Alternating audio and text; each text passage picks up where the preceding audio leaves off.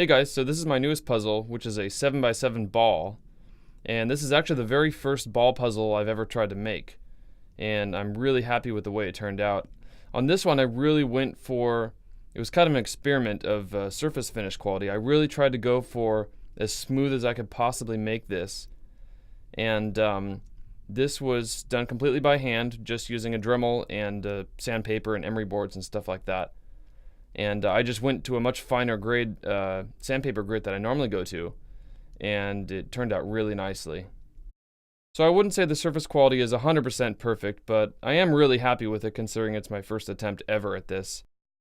But for the overall roundness, I'm really happy with it. And I mean, it's not really necessary on this because it's not stickered right now, but the turning is really, really smooth. Just to see how smooth I could get this thing without spray painting it. Which is not something I do on any of my puzzles. I don't spray paint any of them, just because I don't see a need to actually, and it's just another thing that could rub off eventually. But with this, you won't have that problem ever.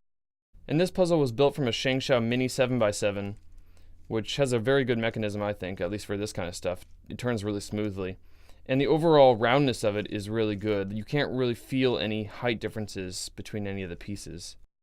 These inner centers on each side I extended up with plastic sheeting just to make the whole puzzle slightly bigger, so I didn't have to carve too deep into the center caps and possibly damage them or lose them or something like that. And I had been wanting to make one of these ball puzzles for a while now, ever since watching Tony Fisher make some of his, which, inspired me to make this one. And like I learned from watching those videos, basically it's a very simple process to make this. You just keep scrambling the cube as you carve off anything that sticks out. So it's a pretty simple method, although it is a lot of work, and this took a long time to make, especially, really getting the surface quality to be as good as it is. It's just a lot of manual labor, basically, to make it, but it is a relatively simple concept behind that. And I think this is one of the only puzzles that I'm not going to sticker up at all, just as kind of an experiment of surface quality, and just keep it like this. But I do have a lot of other big puzzle projects that are in the works right now, so you will be seeing videos on those actually very soon. So stay tuned for that stuff, and thanks for watching.